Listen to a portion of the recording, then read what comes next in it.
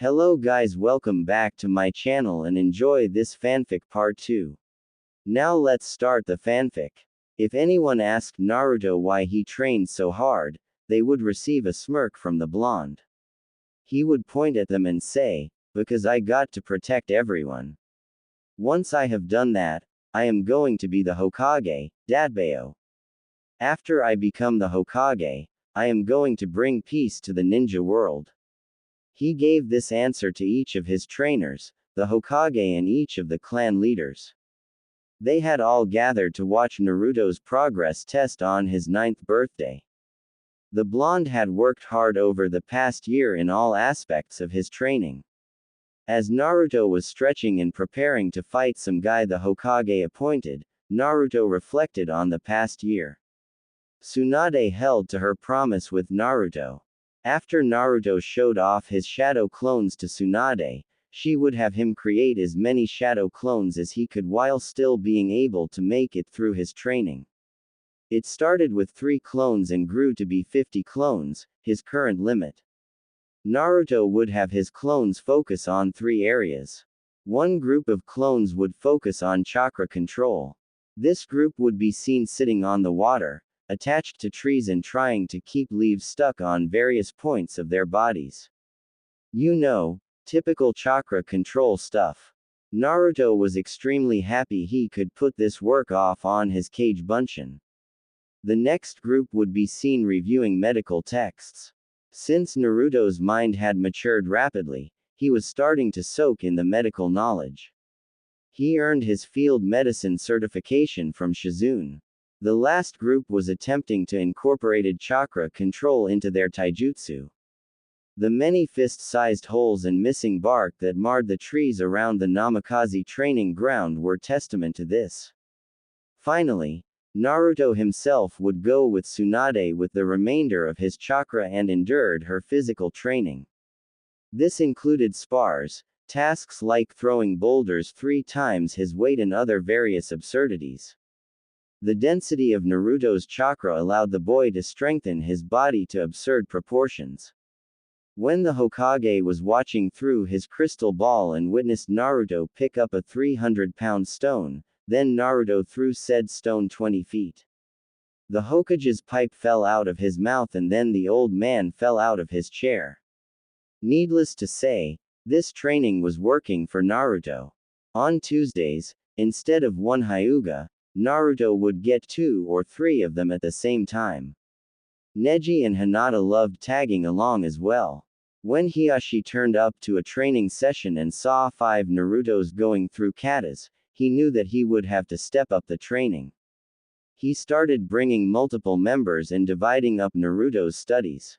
When Naruto told him that he received the clone's muscle memory, Hiashi would start each training session with a progressively larger number of shadow clones doing katas.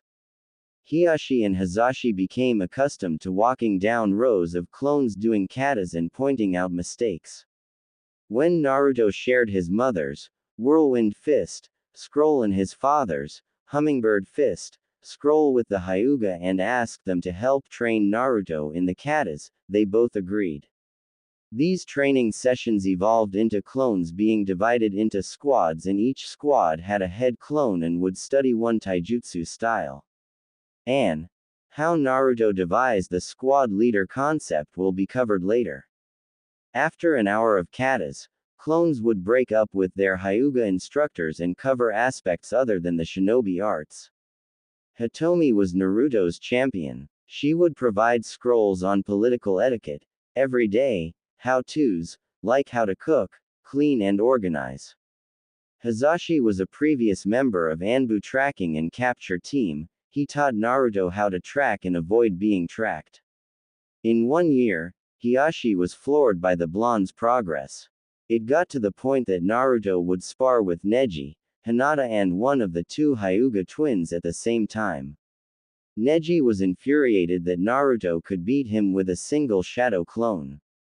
He was a Hyuga for Kami's sake and everyone in the clan said he was a prodigy.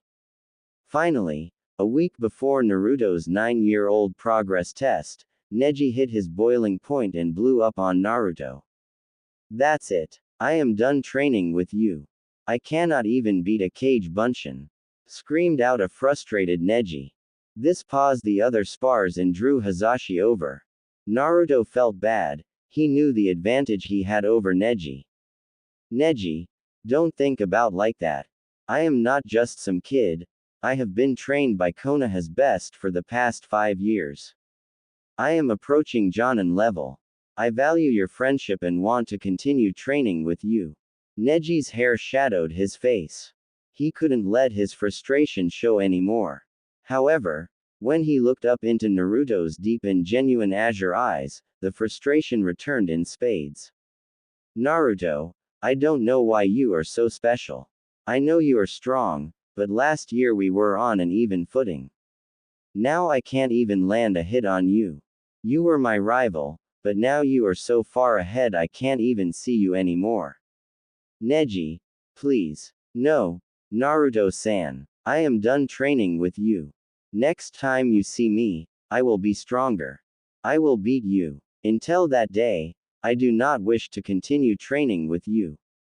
Naruto was dejected. He had bonded with Neji so much over the years. The training sessions were his link to Neji because that was their common interest.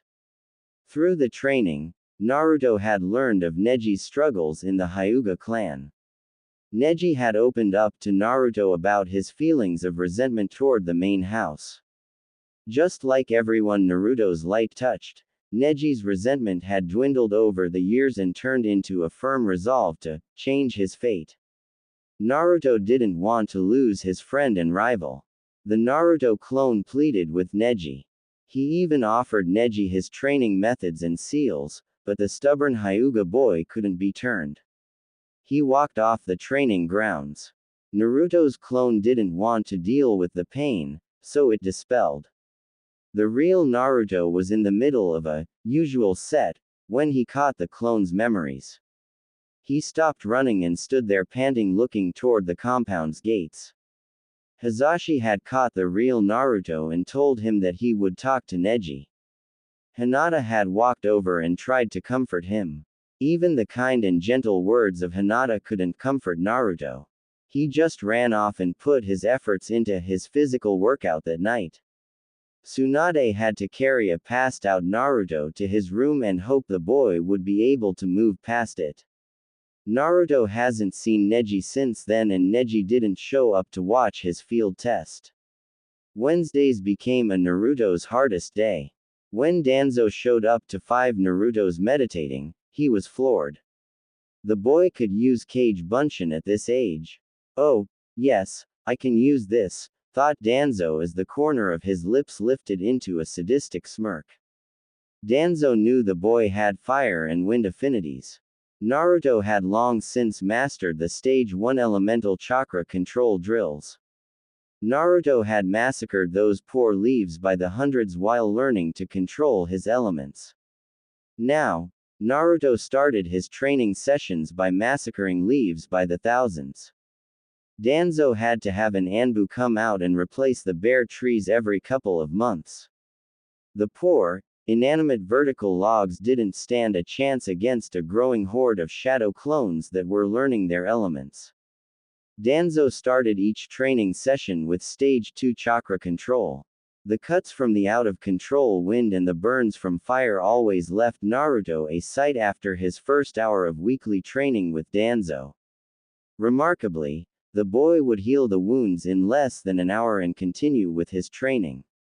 Through use of the clones, Naruto had mastered the Gale Palm, Wind Cutter, and Great Breakthrough techniques. The Gale Palm is a C-rank technique where Naruto gathers wind chakra to his hands and slams them together. This creates a blunt force wind that Naruto uses to accelerate his thrown shuriken and kunai. The Great Breakthrough is supposed to be a C-rank technique where the user gathers wind chakra in their lungs and expels it over a wide area. This is a wide area, mid-ranged attack that Naruto has been taught to create openings or strengthen his fire just you. It should be noted that the damage produced by this technique when Naruto mastered it made Danzo say that it easily reached B rank. The wind cutter is a B rank that creates one or multiple blades of air. This is a slicing and lethal technique that can be launched from a distance. The further away the target, the less sharp the air blade is. Currently, Naruto can easily cut through a tree with his wind cutter if he creates a single blade. If he creates multiple blades, the technique loses penetration the more he creates. His prowess in wind manipulation brought a twinkle to Danzo's eye. He was so pleased that he swallowed his pride all those years ago and compromised with Hiruzen. Now he was responsible for one of the strongest weapons ever created by Konoha. Over the years, Danzo changed for the better. Naruto used to get a dark and dirty feeling from Danzo's chakra. Now, it felt like a shadow. Not as dirty and tainted as it used to. For Danzo himself, he had caught himself smiling and he even came dangerously close to laughing. Don't get it twisted, Danzo used to laugh, but it was more of a dark chuckle when he brought his opponents to their knees. However, Danzo felt happy when he spent time around Naruto. It was weird to everyone that had known the man over the years. He had even gotten a joke over on Hiruzen last month. The look on his old rival's face when Hiruzen realized Danzo was with him was priceless. Naturally, Danzo informed Torun of his plans ahead of time. So, when Torun captured the Hokage's incredulous face on camera, Danzo took the picture and hung it in his office. Danzo still insisted on keeping the roots of the great tree trimmed though. He would let Hiruzen have the light. Naruto would be the trunk that Danzo planned on linking the roots to the trees that basked in the light. Thursdays with the Uchiha consisted of training by Fugaku. He would often bring Sasuke and even Makoto to the training sessions. When Makoto had heard about Naruto's prodigious talent, she had to see her best friend's child for herself. When she witnessed the effect Naruto had on Fugaku, she insisted on being part of Naruto's training. Although she was inactive for many years, since Itachi's birth, she was still a formidable kunoichi in her own right. The two senior Uchiha would train the boys on fire jutsu. It was an Uchiha specialty after all. When they witnessed Naruto's training program with shadow clones, things accelerated. Fugaku had Naruto manipulating flames for his stage 2 training. After Naruto burned through his 5th shirt, he just stopped wearing them to fire training. Naruto's fire manipulation stage 2 training would be expanding the flames of matches until they were the size of fireballs or shrinking a campfire flame down to the size of a pool ball. It was hard training that took Naruto 8 months of the year to truly master. After Naruto's elemental control training came meditation and then fire jutsu training. Naruto absorbed fire jutsu much like he did wind. He found out from the Kyuubi that fire was its element, and since Naruto had been purifying the Kyuubi's chakras since birth, he had an incredibly high affinity to the fire element. Sasuke adopted a similar attitude to Neji. When he saw Naruto speeding past him, he grew frustrated, and the training became counterproductive for him. He would still come to the training since it was pretty much the only time that he was guaranteed Fugaku's attention. However, at the earliest opportunity he always got out of sight of the horde of Naruto clones that were practicing. It was just too frustrating to see somebody his age leaving him in the dust. He already had an inferiority complex from Itachi, now Naruto compounded that. Sasuke was just glad that Naruto didn't come to the academy, otherwise he would never get recognition as the best. Naruto's fire jutsu grew from Fugaku's training. The man insisted on complete mastery before Naruto learned another technique. Fugaku defined complete mastery as being able to use the jutsu with 3 or less hand signs. With the Great Fireball jutsu, it took Naruto a month to get it down to 1 hand sign. It was a basic fire jutsu, so Fugaku insisted on Naruto using the technique with just the tiger hand sign. This was tricky because the Great Fireball jutsu consisted of inhaling, holding the air in your lungs and infusing the right amount of fire chakra into the air while in the lungs. Too much and you would burn the lungs, too little and the flame wouldn't ignite upon release. Naruto had a sore throat that whole month. The next problem of using one hand sign came because it made it more difficult for shape manipulation. Sure, just using the tiger hand sign could convert chakra into a fire nature, but Naruto struggled on getting it to hold its form and hit his target. As Naruto's fire mastery improved, so did his control over shape and accuracy. After demonstrating mastery of the Great Fireball, Fugaku taught Naruto the Fire Flower Jutsu. This is a jutsu that can spit out multiple, smaller fireballs. It is a mid-range jutsu that is typically used to trap or guide enemies into an advantageous position.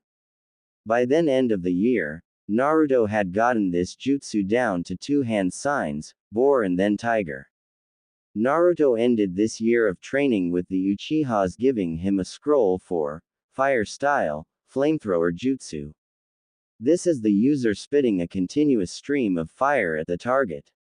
The stream can be narrow with intensely high heat or wider with less intense heat.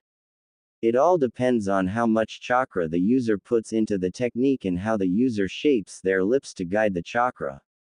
At this time, Fugaku said that was all he could teach Naruto, because the rest were clan techniques. Fugaku also had to break off lessons because the Hokage's mission was reaching a critical juncture and he needed to focus on that. The week before Naruto's test, Naruto had bowed low to all Uchihas present and thanked them profusely for their time, training and for being there for him. The feeling was mutual for all Uchihas except Sasuke. Now before we get to Fridays, a couple of things happened to Naruto that need to be addressed. The first major realization that Naruto has was that processing the memories of multiple shadow clones was dangerous, with a capital D. When it was just a couple of clones training for a couple of hours, it hurt when he dispelled them. However, when Naruto grew into the technique and summoned 30 clones with Tsunade and had them reading medical books and practicing their healing jutsu for 8 hours and he dispelled them all at once, Pain so bad surged through Naruto's head that he passed out immediately and didn't wake up for 6 hours. Tsunade then told Naruto to dispel them one at a time. However, when he dispelled each clone, Naruto had to process the memories. It became seriously annoying when Naruto had to sit around for an hour after training just to understand what his clones did that day. Then an idea came to him that he ran by Tsunade. Bakken, what if I supercharge a shadow clone and have it make the other clones? Will I still have to deal with this headache? Tsunade was intrigued. She occasionally used shadow clones, but never in the number Naruto did and never for training. I don't know, brat. While I am here, why don't you give it a try for this training session? Thanks, Bakken. I know I can count on you to keep me alive if this backfires, said Naruto with more than a little trepidation. Tsunade returned his comment with a wry smile and waved her hand, telling him to proceed. That day, Naruto created 3 clone captains, and gave each of them about a quarter of his chakra. Each captain created 9 clones and divided up into their usual groups. Naruto completed his daily training and gave instructions to his captains. Each captain had the clones dispel one by one. Since the captains were the ones that created the clones, the memories didn't immediately return to the original Naruto. Instead, the memories went to the captains. Tsunade instructed the captains to do their best to process and synchronize the information. After 10 minutes, one by one the captains nodded to Naruto. The first captain dispelled, and Naruto felt the surge of information and fatigue. But he had to guess, it was about half the normal strain from the many clones training all day. He nodded to the next captain and was once again hit. After the final captain dispelled, Naruto was visibly tired, but he felt like he had a better understanding of what the clones learned, and he wasn't as tired as usual. From that day forward, Naruto used the clone captain method in his training, which reduced the strain on Naruto and increased his growth rate even further. It should be noted that due to the time spent learning and the collective experiences of his clones, Tsunade deduced that Naruto's mental maturity was accelerated. The boy became noticeably more mature in the way he handled himself. Not only did he reduce his dadbeo outbursts by 2/3, but he carried himself in a way that was odd for an 8-year-old. Not bad, but odd for sure. Jiraiya only made it back 3 times that year. His hunt for the masked man and Orochimaru kept him occupied outside of the village. Tsunade missed her goofy partner and Naruto wanted Jiraiya's feedback and instruction on seals. He hit a snag at Uzumaki Fuinjutsu level 4. This level covered the introduction to seal layering and applying seals directly on the body. Naruto was a bold and courageous child, but he dares not disregard all the warnings in his scrolls not to do any body sealing without the supervision of a Fuinjutsu master to proof the work. Unfortunately, Jiraiya was the only such seal master in Konoha. So, after 3 months of access to his family scrolls, Naruto was ecstatic to see Jiraiya return. That was until the old pervert blew Naruto off completely, scooped Tsunade into his arms and didn't leave their room for 2 days. When Jiraiya came down to breakfast on the 3rd day, he completely missed the frustration on Naruto's face. It didn't help that Naruto had a perverted old fox in his head that kept alluding to what Jiraiya and Tsunade were doing. Tsunade was practically Naruto's mom, so the repeated images the fox gave him were less than welcome. So, when a yawning Jiraiya entered the kitchen, he wasn't ready to deal with this version of Naruto. "Oi, Kyofu, what gives? I haven't seen you for 3 months and you blow me off for 2 days." Screamed a frustrated blonde. Jiraiya seemed to giggle and get a faraway look in his eyes at the word blow. Yes, all degenerates know where Jiraiya's mind went. "Relax, Yaki. I had 3 months of steam to blow off. Well, Kyofu, I have been stuck at level 4 because you haven't shown up in so long. I need you to test me so I can move on." "Alright, Yaki. Calm down. I just woke up. Let me get some breakfast and you can show me what you have learned. Then I will test you." After a tense breakfast, Jiraiya went down to Minato's study with Naruto where he saw Naruto's seals laid out for him to inspect. It is clear that the kid prepared for this, thought Jiraiya. I guess I know why he was so antsy. He then picked up and inspected Naruto's seals. For his layering test, Naruto labeled a fire-natured chakra seal over an enhanced storage seal. Naruto created a clone that took the seal into the training area and held it out in front of him. With one hand sign, Naruto took a deep breath and blew out a fireball. The clone yelled, "Kaden Fuin." The seal activated and the fireball into the seal.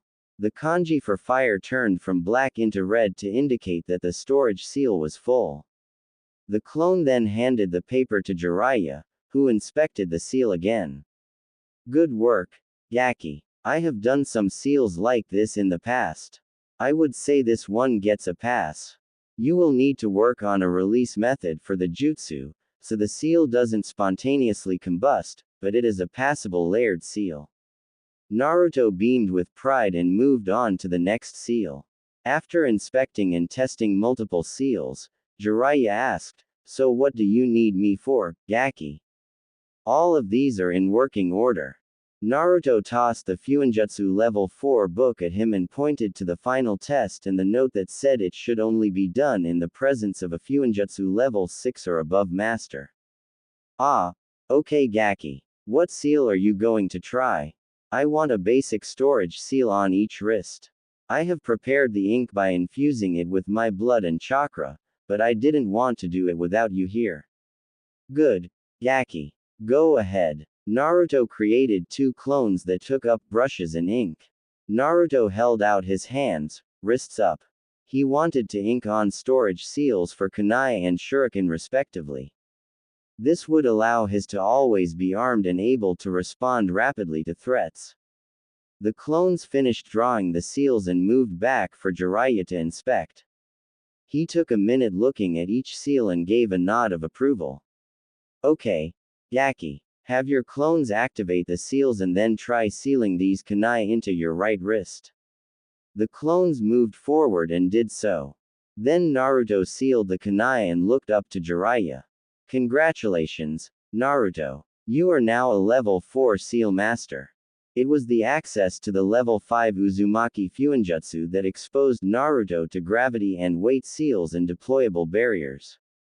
This too had to wait until the next time Jiraiya was in town, but it was the seals that led to the next quantum leap in Naruto's training. Fridays were a new addition to Naruto's training. This day was dedicated solely toward deepening his bond with the Kyuubi and learning from him. Naruto shook his head as he remembered going into his mindscape to visit the Kyuubi 2 weeks after their initial meeting. Flashback. Naruto had trained and asked each of his instructors how they would handle his request for the Kyuubi. Tsunade, Tsubaki and Hiruzen all fell on the hesitant side of the approach. They didn't know how to feel about the Kyuubi or if it could be trusted to honor any promise. Hell, they just learned the Kyuubi was sentient 2 weeks ago. The Hyuga advised treating the Kyuubi with respect. Hiashi picked up on the creature's proud nature through Naruto's recounting of their initial meeting. Danzo said to ask to use its power, no surprise there. Makoto, Fugaku and Shisui wanted Naruto to apologize on behalf of the Uchiha and encouraged caution. Any being as proud and powerful as the Kyuubi needed to be approached with caution. Jiraiya told Naruto to ask it what he could do to earn its cooperation. This approach seemed like the most attractive approach to the fated pair. Thus, after meditating and thinking about how he should approach the Kyuubi, Naruto firmed his resolve and sank into his mindscape. He walked through the hallway noticing the doors that seemed to be growing in number. He had doors now labeled Fire Jutsu, Wind Jutsu, Fuinjutsu, and different variations of his taijutsu. It filled him with pride to see the visual representation of his growth. Finally, he got to the door to the Kyuubi's chamber. He took a deep breath and entered. The auditorium and cage were already lit, as if the Kyuubi had been expecting him. He couldn't help but marvel at the massive fox. Each nail of its claws was still twice his size. The Biju was once again resting its head on its paws, but its eyes were tracking him as he approached the cage. Naruto noticed a new addition to the cage now that it was properly lit. In the middle of the cage appeared a metal representation of the Shinigami. Intricate ceiling created the image of this god, in all his ghastly glory. A gust of air from the Kyuubi's massive snout brought Naruto back to his purpose for being here.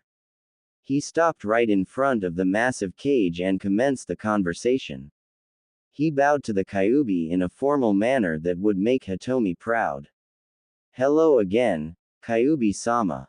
I wanted to properly introduce myself before we start our conversation. I am Naruto Uzumaki Namikaze, son of Kushina Uzumaki and Minato Namikaze. Naruto paused here as a low growl emanated from the fox's throat at the name of his father. Naruto swallowed the lump in his throat and continued, I like training to get stronger, all the people that make my life worth living in ramen. I dislike judgmental people, traitors and those who seek to control others. My goal is to become strong enough to protect my people, become Hokage and then attempt to bring peace to the elemental nations. I would also like to meet my fellow Jinchuriki and their Biju partners.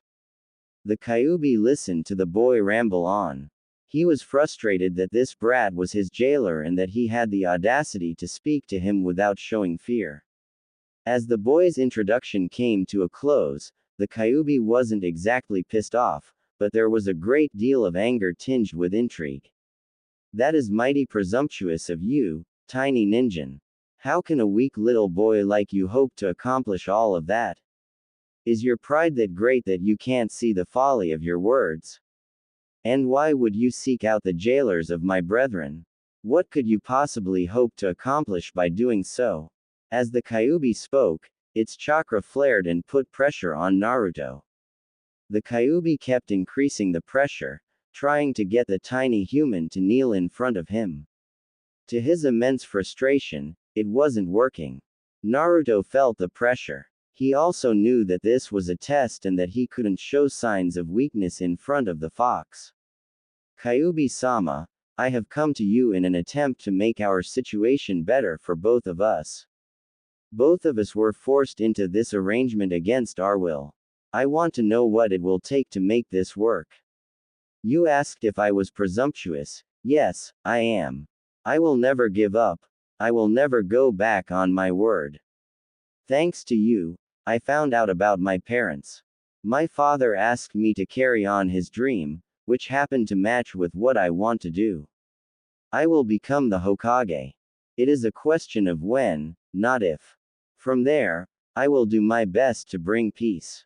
I do not know how, I do not know how long, but I do know that I will not give up.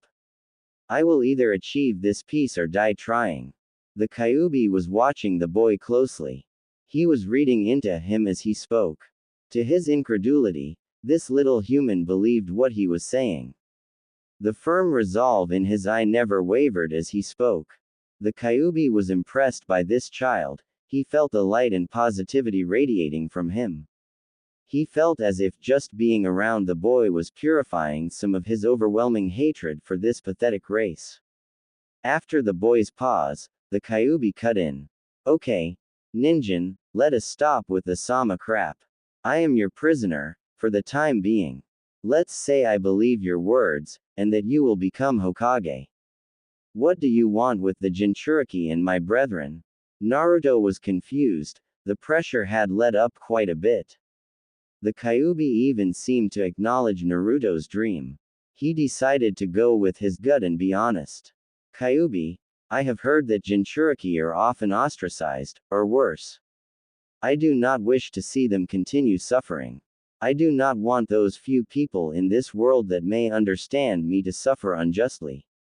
As for your brethren, am I to presume that the other Biju are your brothers and sisters? At the Kyuubi's nod, Naruto continued, if they are sentient beings like you, then my previous stance stands. I do not approve of enslavement or control. It is wrong. I do not know much more at this time, but I believe that to my core. Are you saying you would attempt to free the Biju? Asked the Kyuubi with a hint of surprise in his voice. Naruto had to pause and think at this. The furrow in his brow indicated how seriously he took the question. If it is possible without the Jinchuriki, and they agreed not to harm humans, then I think I would, replied Naruto in earnest. Incredible, thought the Kyuubi, this mere human child doesn't show the fear or prejudice that plagues his race. Could it be the human that Toussaint told us about? Preposterous, we have waited centuries and the one never showed up. This human is just a boy, there is no way his resolve will stand. Despite the Kyuubi's thoughts, this was the first ray of hope that had ever reached the incarnation of hatred. The sage created the Biju to represent different aspects of the world and human nature. The sage imparted the Kyuubi with the task to keep the evil of this world in check. After centuries of dealing with the worst side of humanity, Kyuubi's hatred grew and he began to doubt his father, the sage of six paths. His thoughts were interrupted by Naruto. Kyuubi, if I may ask, aside from getting out of here anding me, what is it you want to do? Now, it was official, the Kyuubi was floored. In fact, he was so stunned that he had to blink to reset his vision and make sure he wasn't back under some genjutsu. Well, tiny ninja, I have been imprisoned for over a century. If it were possible, I want to stretch my legs. The seals of Mito and your mother had me pinned to an eternal sun, and then your mother had me bound securely in chains. This seal is more spacious, but I haven't seen the forest in so long. Naruto blinked. Of all the responses he was ready for, that was not one of them. Naruto approached the center of the cage and the symbol of the Shinigami, and the seal appeared in front of him. Naruto put his hand on the seal and focused. It should be possible for him to do this, it is his mind after all. He concentrated hard for nearly 5 minutes. The Kyuubi watched the boy with interest. Suddenly there was a flash of light and everything went white with only a translucent barrier separating the Kyuubi from the boy. Slowly fields of grass emerged below the Kyuubi, then a forest of giant redwood trees appeared in the distance. A giant lake formed next to a massive rock that the Kyuubi could fit comfortably on. Finally, a sun appeared in the middle of a blue sky. The sun radiated the warmth and purity that the Kyuubi felt from this child. The Kyuubi couldn't take it anymore. He was at his wit's end. He forced himself to ask the question that he had been barring from escaping his throat. Why? Why would you do this for me, Ninjin? The massive fox couldn't hide the surprise and bits of awe from entering his tone. The way I see it, we are stuck with each other. Till death do us part, as Tsunade Bakken said. If I have a happier guest sealed in my stomach, I figured it would probably make my life easier as well. The Kyuubi grunted at this. Very well, Ninjin. This is the second favor that I now owe to you. This is a much better prison than I had previously. Now I ask that you state your requests for me. As I have previously stated, I do not enjoy being in debt to others. The Kyuubi watched this tiny meatball. The feeling from earlier grew in his chest. Maybe he could try trusting someone this once. If this Ninjin gets out of line, then he would flood the seal, the human, and then hope he could reform. He really didn't want to do that, dying hurt bad enough. But the process of reforming was far worse and far more painful. Well, Kyuubi, I had prepared one request, but I wasn't ready for a second. However, I know what I want to know. First, what is your name? I presume the Kyuubi is just a title. Second, until I die or find a way to safely remove you, would you consider being my partner and helping me achieve my goals? That did it. The Kyuubi was done. His brain formed of pure chakra short-circuited. The shock of a human child talking to him and being nice was one thing. The child being able to control his mind and shape his prison was something entirely else in and of itself. Now, instead of power, abilities or some other form of narcissism, the child asks for his name.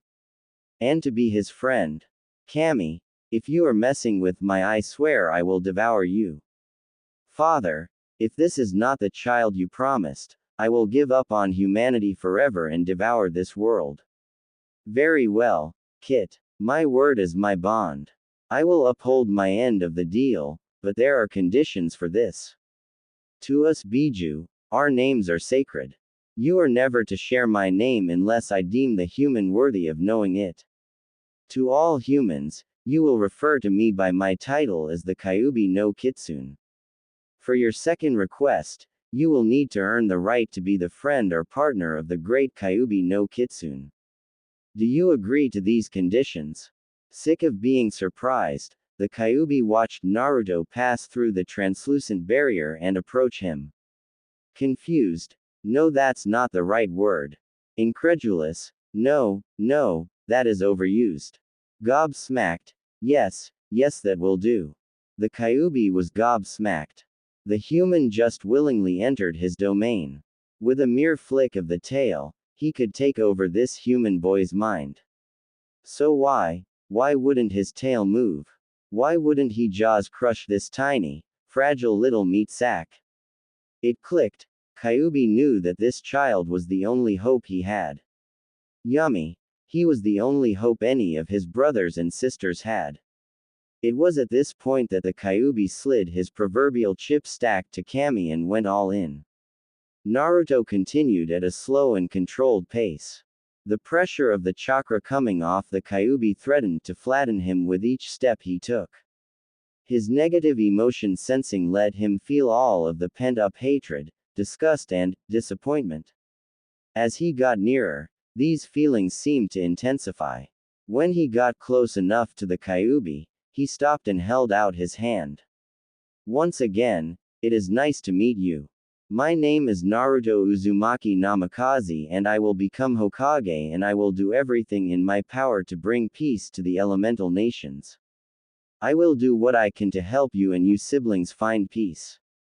You have my word. And I never go back on my word. Datbeo. The Kyuubi looked at the boy's hand, and with great restraint he touched one of his nails to the boy's hand. Kit, you are the first human since the sage that I am trusting with my name. My name is Kurama, the Kyuubi no Kitsune. I acknowledge your right to use my name. I do not, however, acknowledge your right to use my power. That right will have to be earned. I will watch you, train you, test you, and when you think you are ready, I will grant you the right to challenge me for my power. Deal, Kurama, said Naruto as he broke out his gigawatt smile for the fox. Could you tell me why you call me Kit though? Kit is what foxes call their kids. At this stage, you are a child, and I will refer to you as such. Now Kit, this has gone on long enough. Leave me to rest and explore my new domain. Next Friday, you will return here for training. You got it, Kurama. Man, that is a sweet name.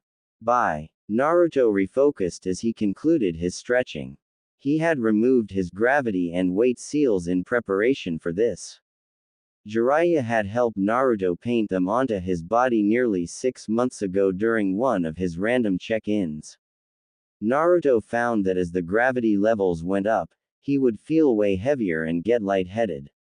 Tsunade was in charge of monitoring the seals, even though Jiraiya and Naruto were the only ones that knew how to adjust them. She was the one who informed him that increasing the gravity levels would make it harder for blood to circulate through his body. Thus, Naruto had to spend months at each level of gravity seal. In order to maintain his progress rate, Naruto used weight seals to act as intermediary gravity levels. For instance, if he set his overweights to 100 pounds, then at gravity level 3 the weights would weigh nearly 400 pounds. Tsunade was very strict about the gradual increase. She taught Naruto how to channel chakra internally to reinforce his muscles and organs passively to deal with the increased burden. While Naruto's healing and growth factors were amazing, she didn't want to stunt the boy's growth. Returning to present time, Naruto heard a deep chuckle in the back of his mind. Yeah Kit, you sure did surprise me. Never did I think that I would be able to trust a human again, Kurama said earnestly. So, are you ready for this? If you pass this test and beat this ninja instructor, I will start training you on the first tale of my power. As ready as I will ever be, Kurama. You know me, I will either pass this test or pass out from exhaustion. Because I will never give up. Thought back Naruto. Very well, Kit. Show me how far you have come. Naruto gave a mental fist bump to Kurama as he stood to his full height and shook himself out. He watched the Hokage walk up with an Anbu in a dog mask. Okay, Naruto-kun. This here is Inu, an Anbu captain. Today you will be fighting against Inu's shadow clone. You have 1 hour to destroy his shadow clone, so fight with the intent to. Hi, Hokage Gigi. I will get it done. The excitement in Naruto's tone earned a chuckle from the aged Hokage. Inu took offense to this. How can a brat that just turned 9 years old think that he could beat an Anbu captain? Sure, Kakashi had heard of the kid's amazing progress. However, genius and prodigy were such overused words in Konoha. It seems one kid every year was given the title. And he was supposed to fight this kid. Yeah, right. Kakashi scoffed internally as he heard the Hokage tell him to get ready. So, he gave a wave and a casual, hi, to his Hokage. He created a shadow clone and gave it roughly half of his chakra. That should be more than enough to fight the kid for an hour, thought an amused Kakashi. Naruto went to the center of the field. He started saturating his body with chakra in preparation for the fight. Tsunade's lesson had taught him to use chakra to augment his natural speed and strength. When both fighters were ready at the center of the field, Hiruzen stepped forward. Naruto-kun, there are no limitations on your end. Show us what you can do. Kakashi, nothing that will maim or permanently injure the boy. Both fighters replied casually with, hi, Hokage-sama, and made the sign of altercation to one another. Hajime, shouted Hiruzen as he walked off the field. Both fighters stood there analyzing each other for a good 30 seconds. Naruto was in a ready posture, his muscles tight and coiled. Kakashi's clone was standing completely relaxed, basically telling the boy it didn't take him seriously. The clone then drew a copy of Ika, Paradise, out of its kunai pouch. This royally ticked Naruto off, so before the clone could even start reading its smut, it was forced to dispel from a chakra-enhanced kick to its head. The audience was stunned. I mean, it's not every day you see a child beat an Anbu captain in under a minute. Most of the esteemed eyes present had seen the boy Kawarimi with the clone's book and lash out with impressive speeds at the dog mask Anbu's head. The clone had dispelled before its book even hit the ground. As all heads turned to Kakashi and gave him an, "Are you serious?" look, Hiruzen chuckled. Unlike Kakashi, Hiruzen kept his perversion hidden safely in the shadows. Kakashi rubbed the back of his head sheepishly and said, Ma. It's just a shadow clone. Inu-san. I am very familiar with shadow clones. Each of them gets their personality straight from the original. At the most, there are some slight differences in personality. I think that means the clone reading smut in the middle of a fight is all you. Fits of laughter racked the onlookers. Hitomi was full-on laughing and the prim and proper Hiyashi could be seen with his back turned to the rest of the group. It was clear from the rhythmic bouncing of his back that he was trying and failing to suppress his laughter. It was that day that most in attendance heard Hiyashi Hyuga chuckle for the first time in a decade. Naruto wasn't happy though. He had trained hard for this year and this clown of an Anbu didn't take him seriously. With a dark and serious tone that didn't fit with the playful mood, Naruto stated, Anbu-san, if you are not going to take me seriously, please leave and let Hokage-sama find a replacement. I have worked hard over the past year and wish to test myself. The real Kakashi stepped forward this time. Okay, kid, you have my attention. If you can land a hit on me in the next 30 minutes, you pass this test. Hiruzen and Danzo exchanged a look. They knew this version of Kakashi. This was the Anbu Captain Kakashi that had done Konoha's hardest missions for the past 12 years. Despite Minato's last words, Kakashi could never get over the grief and guilt he felt. That is how he justified hiding in Anbu and never meeting Naruto before now. This time, he took the initiative and launched himself at Naruto. Naruto was caught off guard by his speed but still managed to block Kakashi's straight punch with an X-guard. The force made the child slide back about 10 feet. Kakashi was stunned because he thought that punch would have ended things quickly. Naruto recovered quickly, crossed his fingers into the soon-to-be famous cross-hand sign and shouted, Kage Bunshin no Jutsu. 5 clones appeared around Naruto. One clone repeated the hand sign, summoning his squad of 9 shadow clones and charged in a coordinated fashion at the Anbu. 2 clones jumped to either side of the melee, summoned their clones and took out kunai. The other 2 clones jumped off into either tree line. Naruto himself began to pull out some flash tags in case his clones couldn't get the job done. Kakashi was stunned. He had heard about Naruto being able to use shadow clones, so he wasn't too surprised when the kid summoned 5 of them. Then Kakashi saw how the clones were coordinated and how they each summoned their own clones. Holy shit, this kid is a one-man army, thought Kakashi as he dodged and countered the frontline clones' taijutsu. It was easy enough for him to work his way through the 10 frontline clones. He did notice that each clone was using a slightly different taijutsu style than the next. As the smoke from the last clone cleared, Kakashi's eyes widened as he was pinned from either side by a hail of kunai.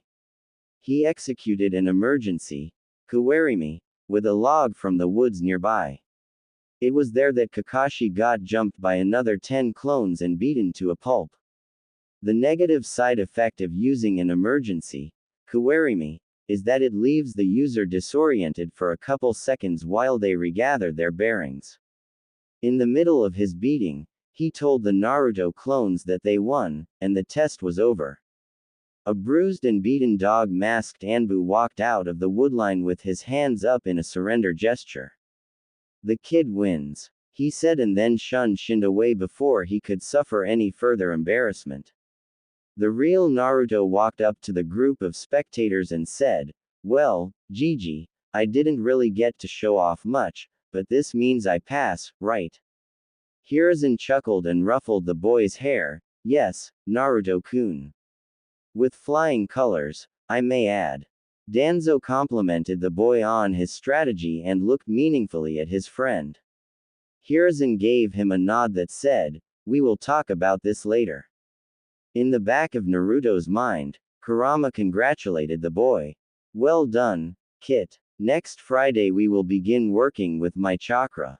Prepare yourself. My chakra is far denser than yours and it is poisonous to most people. Even with the seal purifying some of it, it will be a lot for your young body to handle. Talk to your Hokage about this. He will likely wish to have someone present." "Alright, thanks Kurama. I can't wait." "How are things inside the seal?" replied Naruto. "They will do for now, Kit. I am excited to see if your idea with shadow clones works. For now, celebrate your victory. I am taking a nap."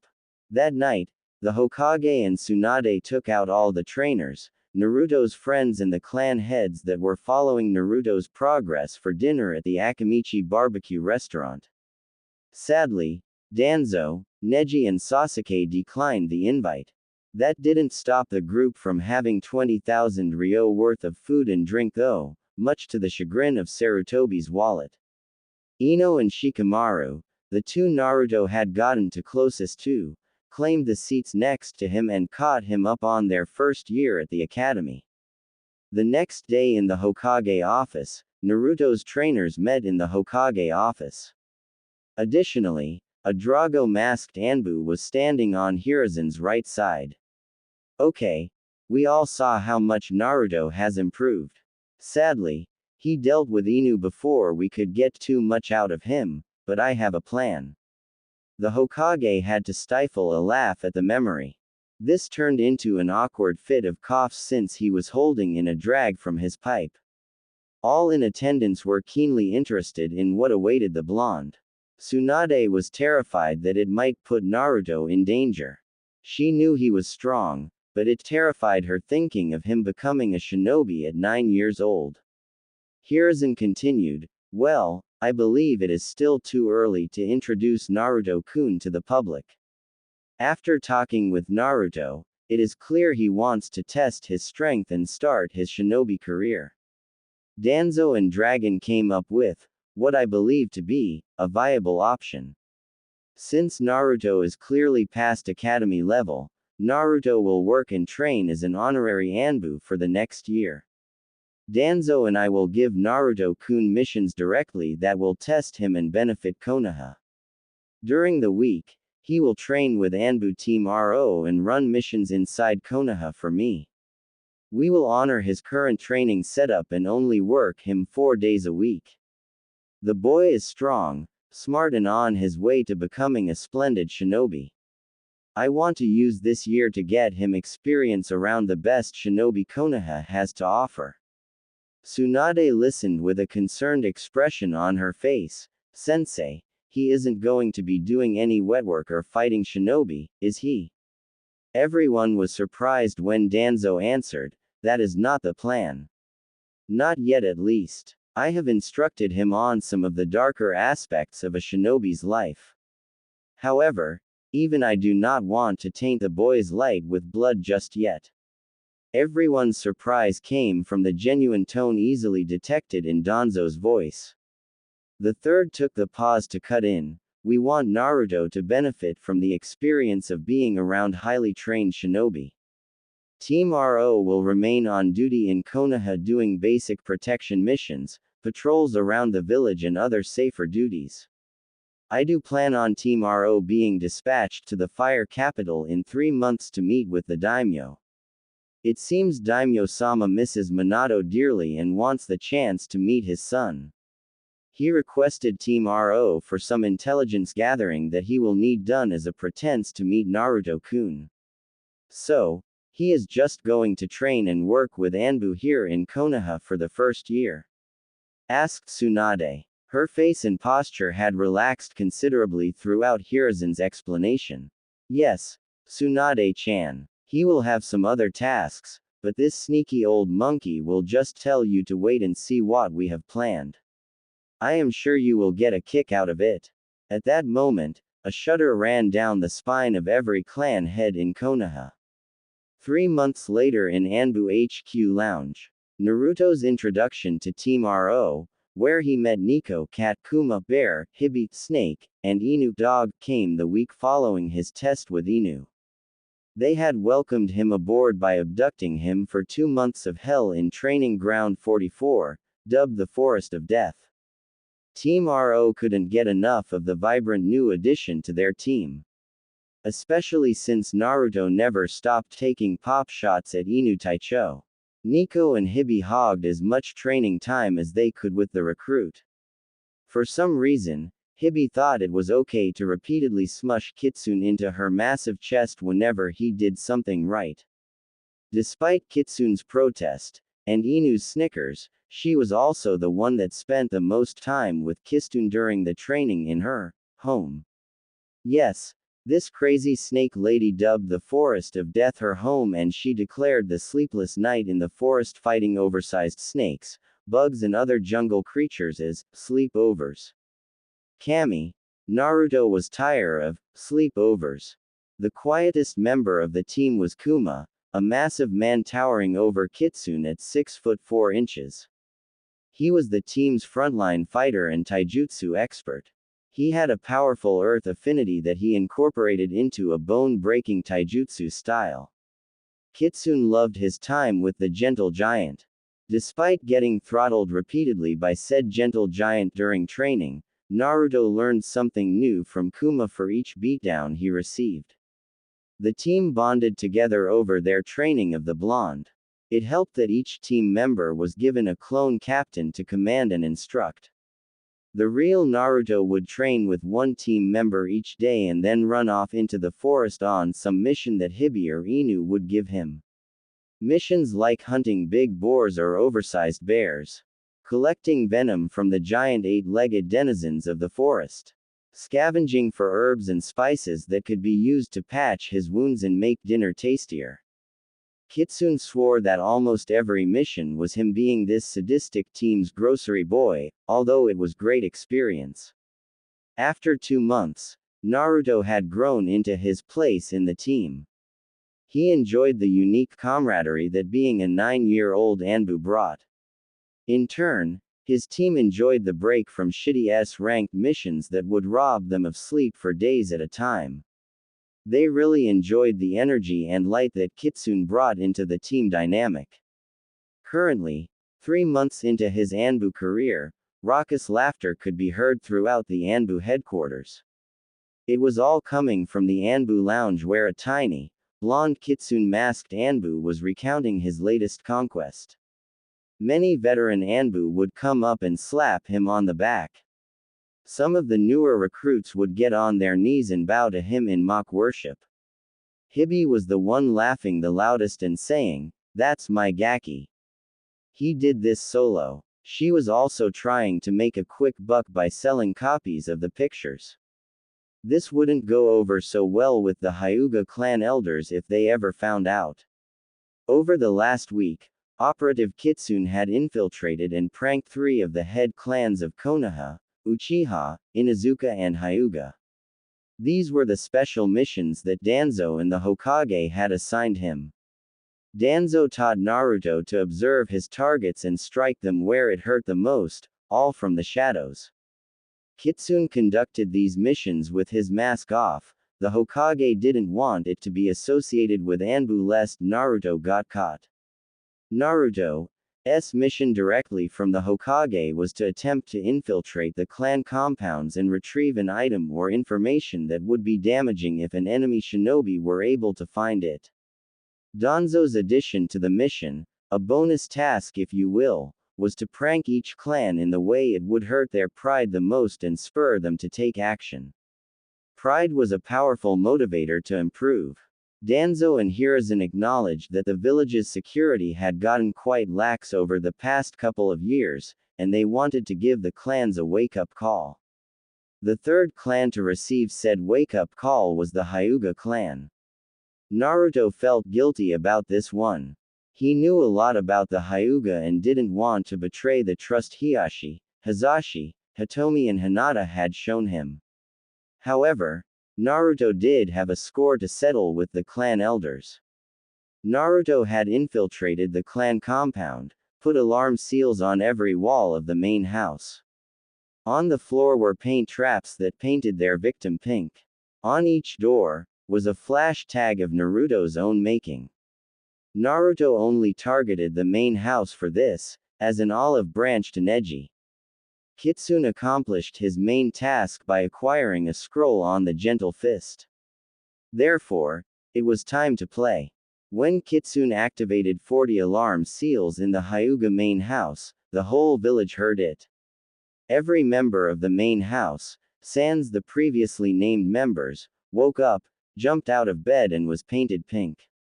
The seals Naruto placed were located at the bedside of each Hyuga clan member. In their fury, they activated their Byakugan and were treated to 40 flash tags going off throughout the compound. Kitsune then took pictures of the Hyuga elders, painted pink, stumbling around walking into walls. Since their eyes were activated, the blindness lasted for nearly an hour. This was the biggest blow to Hyuga pride in clan history. Kitsune left the Gentle Fist scroll, a sorry letter and a full report on how he infiltrated the Hyuga compound on the Hokage's desk. An hour and a half later, an enraged Hiashi roared into the Hokage's office, trailed by a bemused Hizashi. Both had an inkling of who had done this, but no proof. When they entered the Hokage's office and saw their clan scroll sitting on his desk, they confirmed their suspicions. "Ah, Hiashi. I was expecting you. I suppose it is time to tell you that I have commissioned a security expert to test our clan's security systems." It would seem that said operative made quite a fuss at the Hyuga compound. Chuckled out a highly amused Hiruzen Sarutobi. Slight giggles could be heard from the corners where the Hokage's Anbu detail was hidden. "Hokage-sama, are you telling me that you approved of the actions taken against my clan? Now Hiashi Dono, no real harm was done to your clan. The report submitted to me was quite thorough. Would you care to review it?" said Hiruzen as he handed the report and pictures to the Hyuga clan head. Hayashi saw the pictures and was initially filled with rage. Then he read the report and was forced to add some humility into his posture. By then end, Hayashi had to chew on and swallow multiple servings of humble pie. Hizashi was reading over his brother's shoulder. His face began to redden, and his cheeks bulged as he struggled to keep in the laughter that he wanted to let out. Hizashi couldn't confirm it, not that he would want to if he could, but he had a significant inkling to give Naruto a gift the next time he trained him. In Hiyashi's hands was a veritable gold mine of blackmail on all the clan elders that made Hiyashi's life so damn difficult. In fact, Hiyashi noticed that all of the pictures were Hyuga elders. Most of the main and branch houses had been spared. A smirk crept upon Hiyashi's face. With the power of humiliation, the operative gave Hiyashi the edge he needed to take back control of the Hyuga elders. Hiruzen watched the emotions flash across Hiyashi's face. He knew this was a large, bittersweet pill for him to swallow. When he saw the smirk, he resumed the conversation. Hiyashi, these security tests will continue until I see marked improvement. It is safe to assume that similar consequences will be attached to further failures. I am sure your elders will want to prevent such a thing from happening again. Oh, and do keep them from trying to ascertain the identity of my operative. I doubt they would be able to, but I really don't feel like dealing with that headache. Hiyashi and Hazashi bowed to the Hokage and said in strong voices, "Hi, Hokage-sama. It will be done." Hiruzen chuckled to himself, and the Anbu let out the laughter they had been holding in. Between the chicken incident at the Uchiha police precinct, the Inuzuka dogs humping everything that moved for 3 days straight, and now the pink Hyuga, Kitsune brought so much joy to the Anbu Corps and village as a whole. Dragon appeared beside the Hokage. The Hokage could see the smirk through Dragon's mask by the way it lifted slightly around his chin. Hokage-sama, Kitsune is pure gold. My corps loves the kid. Not just Team RO, but everyone. Morale has been up since he returned from his camping trip. Over the past 2 weeks, mission success rate increased by 15%. If this continues, I will have to insist on making Naruto a full-time member of the Corps. Hiruzen sighed. Dragon, you know I want Naruto to have whatever semblance of a childhood that is left for him. I understand where you are coming from, though. For the remainder of the year, we will stick to the plan. If Kitsune wishes to don the mask full-time after this year, I will talk about it with Jiraiya and Tsunade. They will have the final say. As you wish, Hokage-sama. Dragon replied and then disappeared. Throughout the year, Naruto took breaks from Anbu life by visiting his friends at their clan compounds. Each clan member was sworn to secrecy if they were able to figure out Naruto's lineage. The clan heads were responsible for enforcing this. Nearly 6 months into Naruto's first year in Anbu, his friends and their parents were noticing the absence of their friend. After Inoichi and Ino brought their concerns to the Hokage, Hiruzen ordered Naruto to make the rounds and visit his friends. This weekend, Naruto had set up a picnic for him and his friends. He used the promise of a lower severity prank to the Akamichi to negotiate with Shuza for some top-shelf Akamichi food. The giant of a man rapidly accepted the offer.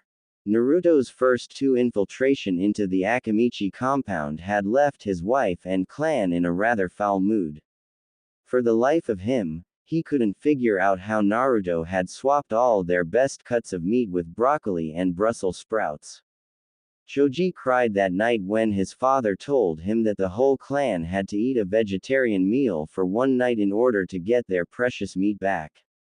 Naruto met his friends in the Hokage's private training ground for the picnic. Hiruzen set this up so prying eyes wouldn't ask about why some blonde orphan was friends with all the future clan heirs. Naruto spent the day deflecting questions on where he has been and why he wasn't attending the academy. He didn't appreciate having to lie to his friends, but he understood that it was necessary. The whole picnic was going perfectly well until Ino grabbed him by the arm and demanded they go on a walk.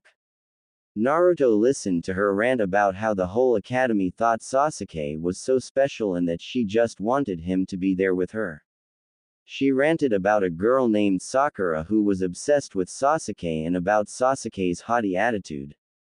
She didn't understand why Sasuke had closed up so much over the past year.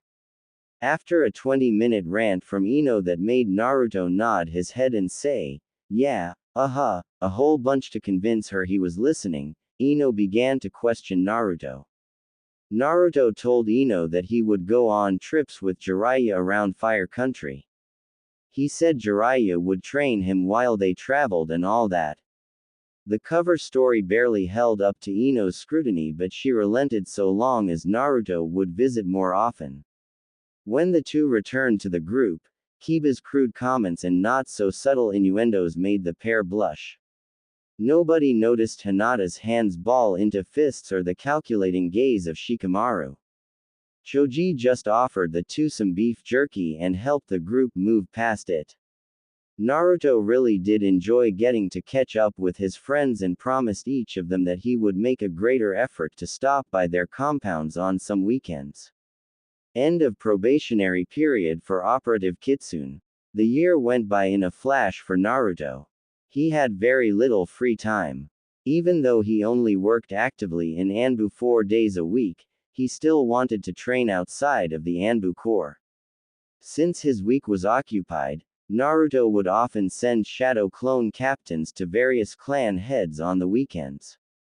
This let him keep in touch with his friends, although they never knew the clone captains weren't the original Naruto.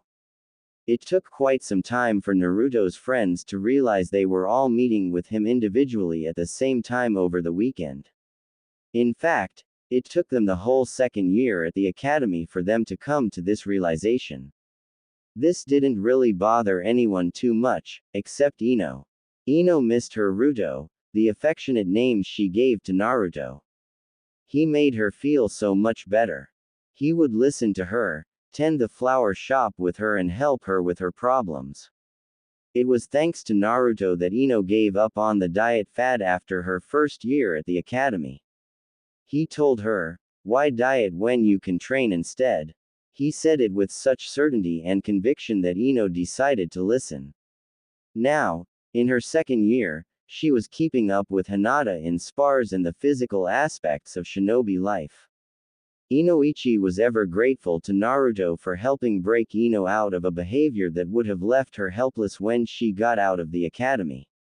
Alas, when Ino found out that she had been dealing with a Naruto clone, she insisted that the real Ruto come next week and take her out to dinner, as an apology of course. Naruto showed up not knowing that Ino was treating this as a date, so when he acted casually, she bonked him on the head and made him treat her like a proper lady.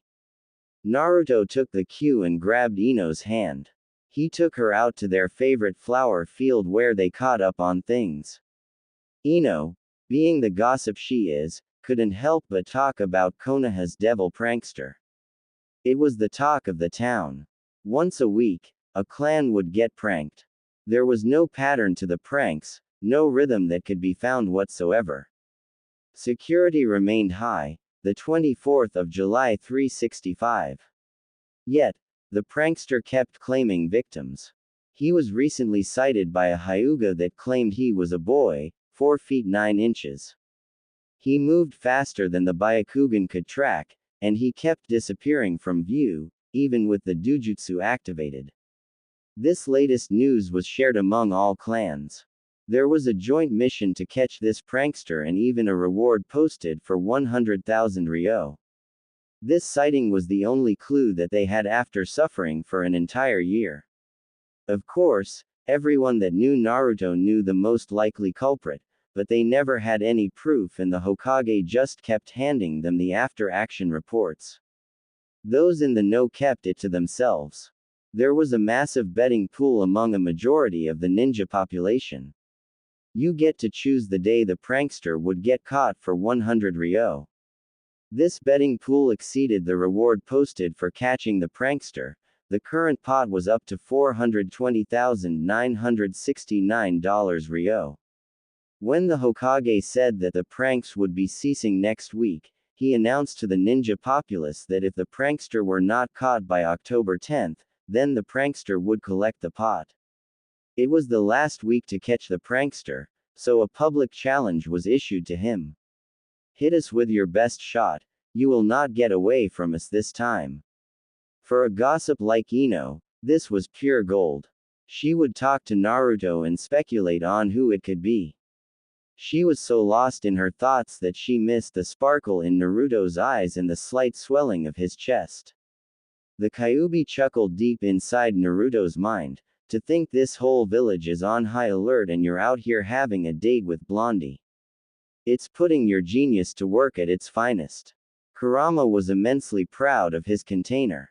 The boy had worked so hard and never wavered. His dedication to his trade earned the fox's admiration. The resolve he demonstrated through his training made the fox think that he would allow the boy a second tail soon. Before that though, the boy would have to take a life.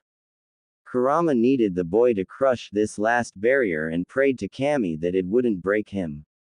Thanks, Q. I appreciate the compliment. I took after my sensei after all. Thought back Naruto, although it was clear he was distracted by the blonde beauty. Alright, Kit. Enjoy your date. Tonight, we do the prep work. Hi, replied an amused Naruto. He came back to reality seeing Ino inches in front of his face. Geez, Ruto, you spaced out on me there. Were you even listening? Challenged a pouty blonde. Yes, Ino, I heard you. I tell you what, next week I will tell you who the devil is. What? You know the devil? How? Shouted Ino. After looking around to make sure they weren't be overheard, Naruto answered, he is a friend of mine. I will not tell you more than that. If you keep pushing me for the answer, I won't tell you who he is at all. Ino pouted and adopted her puppy dog eyes. After seeing it wasn't going to work, she said, fine, Ruto.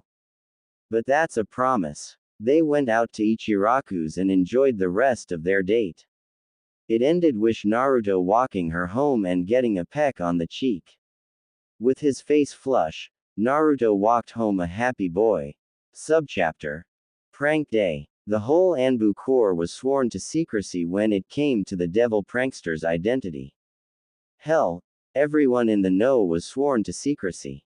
However, they were allowed to attempt to capture him, should they catch him in the act. For the final week of the declared prank war, everyone was on high alert. It was a busy morning in Konoha. The markets were coming to life, vendors and civilians alike waiting to see the show.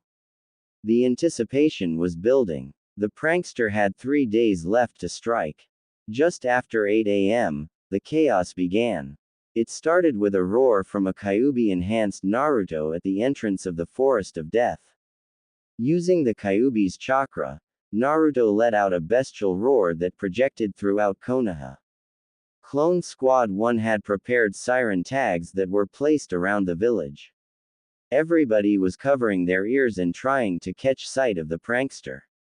Hanged Naruto clones were dispersed around Konoha to keep Naruto aware of the battlefield. The hanged clone captains would create and disperse shadow clones to pass on the knowledge of sentries and troop movements.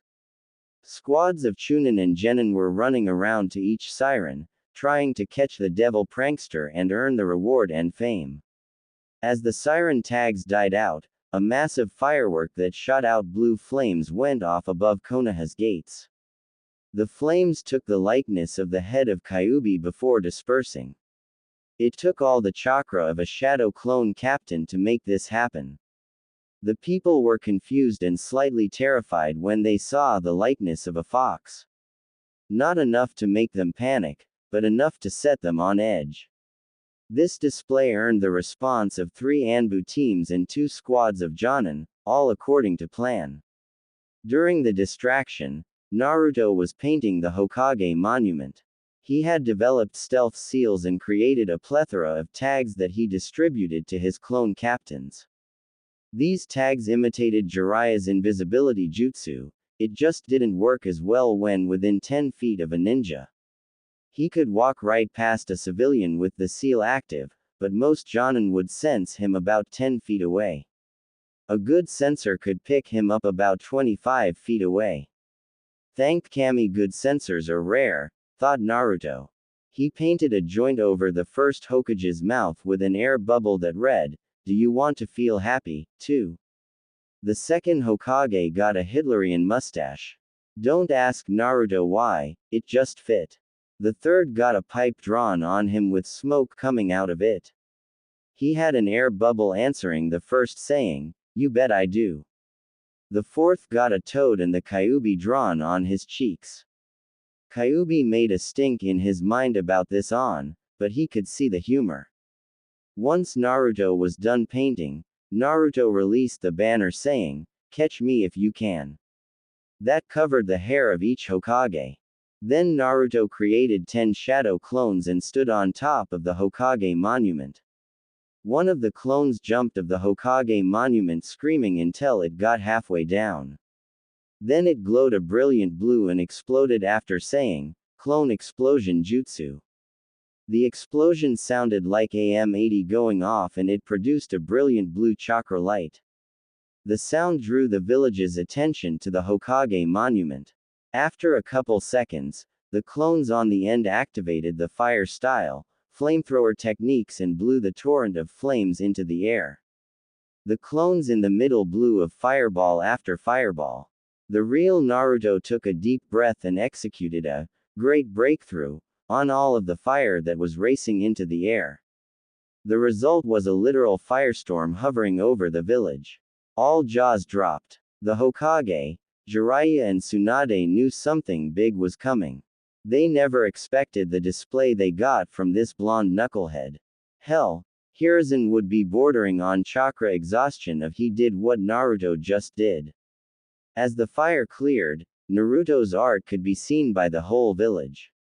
A black blur could be seen racing away from the Hokage monument out toward the training grounds. Every single ninja in Konoha gave chase. The clone captain darted away from the Hokage mountain, making sure that everyone could catch a glimpse of him. He shunshin to the nearest training ground and created 20 low chakra clones. Their orders were to dispel on sight if sighted. The main purpose was to lose and distract the ninja tracking this particular clone captain. The captain had no doubt he would have to deal with a horde of Hyuga, Inuzuka and Aburame. His job was to lead them into the Forest of Death. As the clone captain made his way to the Forest of Death, he felt 18 of the 20 clones dispel. He had a 30's head start, that would do just fine. The clone captain heard shouting behind him and knew immediately who it was. Might Guy, the green beast of Konoha and his student Rock Lee, who was still in the academy. Yosh, Lee-kun, we must catch this prankster. If we do not catch him, we will do 1,000 push-ups. If we cannot, the clone turned off his auditory senses. He couldn't be made to deal with all that. He knew that Might Guy was fast, but it was clear he was pacing his student. The clone made its final dash into training ground 44 and hopped the fence. It dashed to one of the camp sites the Anbu had used during orientation. Then, with a smile on its face for a job well done, it dispelled. Naruto, the real Naruto, got the memories of his last clone captain and smiled. He lay back on the couch in his father's study and closed his eyes. Ah, the sweet taste of victory. Tsunade woke Naruto up from his nap 2 hours later. You sure you didn't go a bit overboard, brat? Naruto sat up and rubbed the back of his head sheepishly. Haha, maybe Bakken. I used most of my chakra making all those clones and seals. How is the village? It is nuts out there, brat. Ninjas are running around every which way still hoping they could get the reward.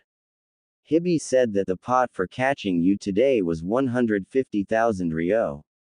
They are getting desperate out there. Naruto chuckled. Well Bakken, your next trip to the liquor store is on me. Naruto reported in with Team RO to the Hokage's office.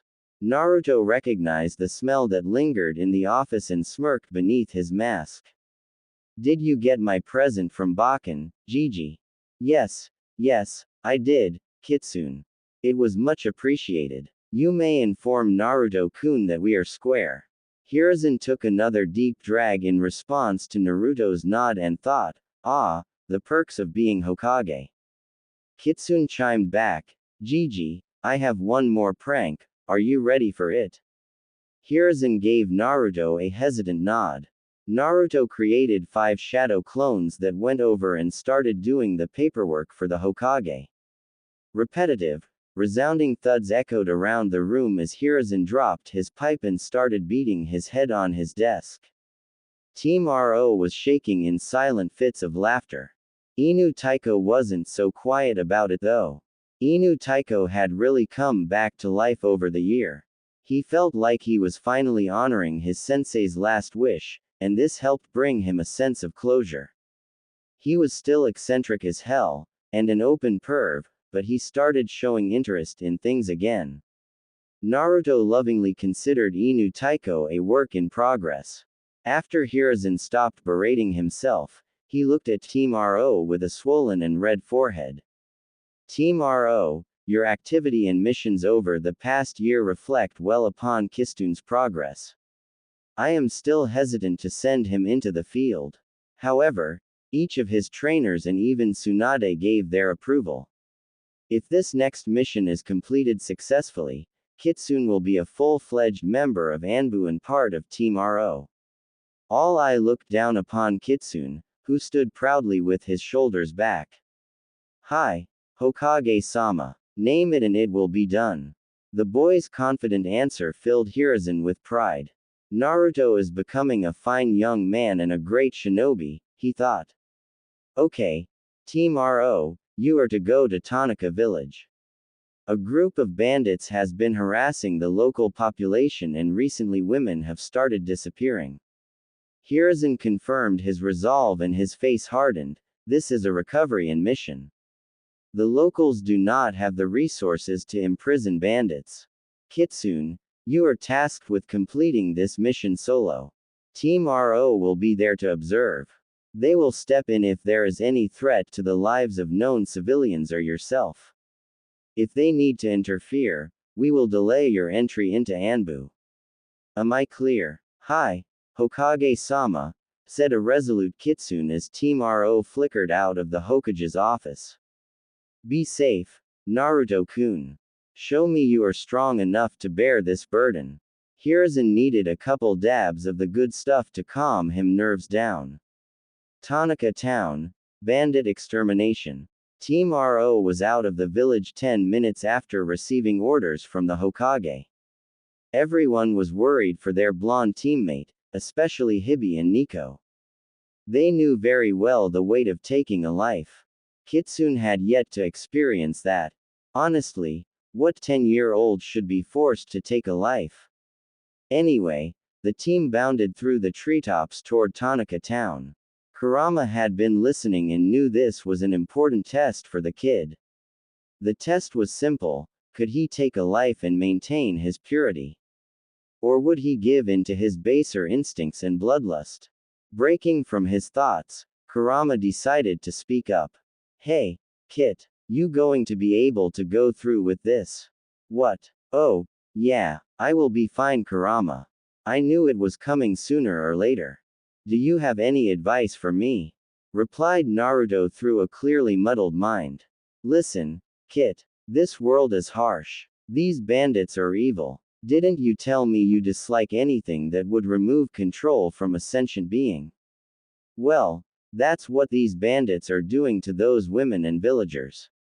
Kyuubi trailed off with that, wanting to see how the boy would take it.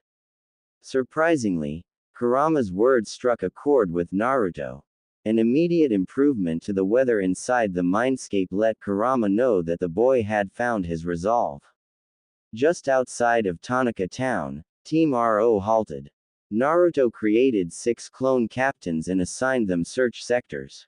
Then, Naruto hanged to look like a civilian and approached his point of contact, the town mayor. The mayor noticed a new unknown civilian approaching his office and was surprised when the civilian walked right in and applied some seal to his office door.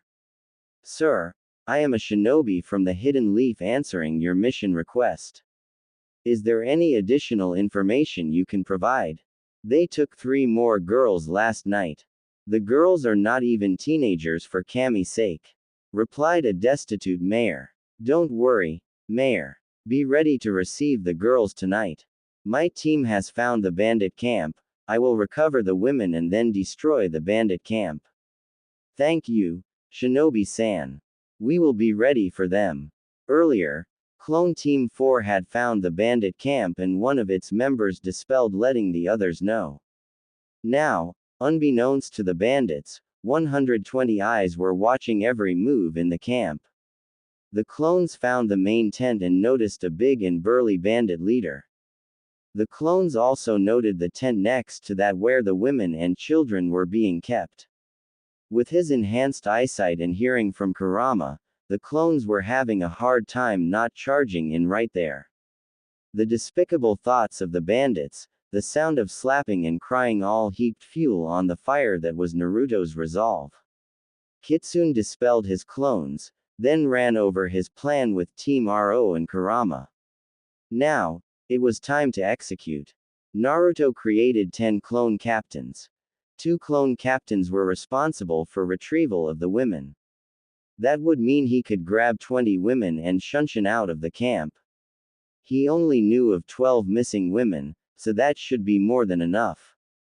Clone squads 3 to 10 would surround the bandit camp. Once the women are out, it would be time to light it up.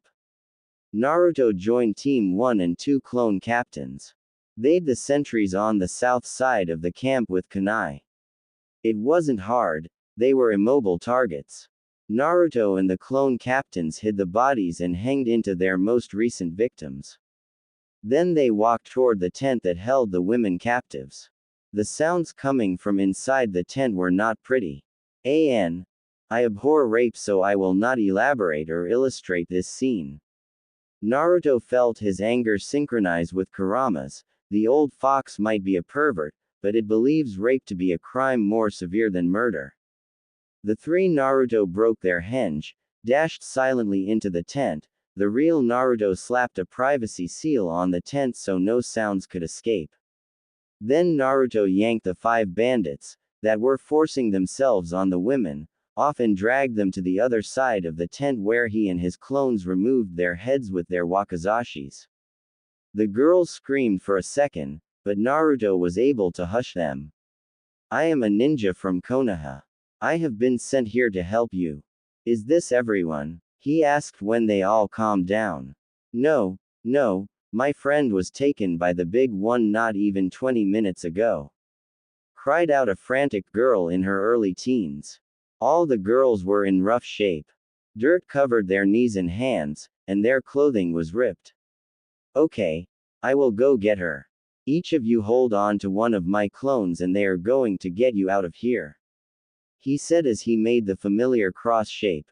11 clones popped out and grabbed a hold of the women and girls. Naruto removed the privacy seal and then the clones used Shunshin to move the women to the casualty collection point. Naruto crept through the shadows and heard what was happening inside. He could only sense the big man and a girl. He slapped another privacy seal on the tent and snuck in. What he saw made his eyes glow red and turn into feral slits. Kurama's chakra poured out of him and held near his skin in a basic cloak. Naruto's fingernails elongated and his whisker marks darkened. The big bandit felt the ominous shift in the air and turned around. With his pants still down and covered in the girl's blood, the bandit's mini-me was standing up for a few to see. Naruto blurred forward and separated the twigs and berries from the bandit. The man screamed loudly and fell to his knees. Naruto ripped out the man's tongue and cut off his hands. He zipped behind the man and severed his Achilles tendons so he couldn't move. He didn't finish him off though. He knew the clone's barrage would do the job. Instead, he forcibly calmed himself and approached the crying girl.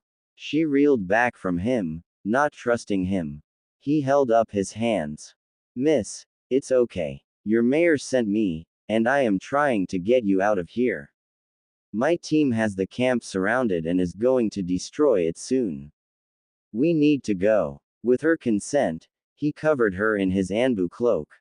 He was too tiny to scoop her bridal style, so he had her climb on his back. It took her a while to trust him, but she finally climbed on his back and wrapped her legs around his waist. He could feel her shaking from the traumatic experience. He left the privacy seal on the tent as he left. Upon exiting the tent, he shunned Shin to the casualty collection point and flared his chakra. That was the signal for the clone barrage.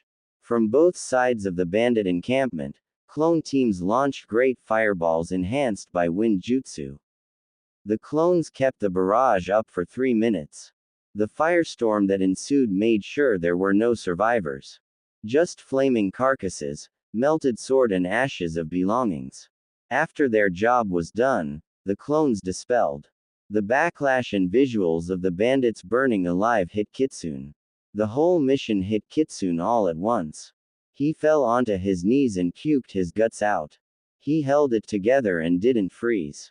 However, as soon as the adrenaline left him, it all came into focus. He had justed 152 men. It was all him. His eyes went out of focus and he looked off into the woods. The last girl he saved came around to his front, looked him in the eyes and then pulled him into a hug. 2 words pulled Naruto back from the brink: "Thank you." You're welcome," he replied in a whisper. He gathered himself together and noticed the bruising and light bleeding that marred the girl's gentle features. He used some basic healing jutsu on the girl. The fresh marks on her face and abdomen faded and she smiled at him. She thanked him again and ran back to the other girls. Hibi and Nico came over and rubbed his back. "You did good, Gaki. I know it's hard. Ing should always be hard. It means you're still human," intoned Hibi in a gentle and knowing tone.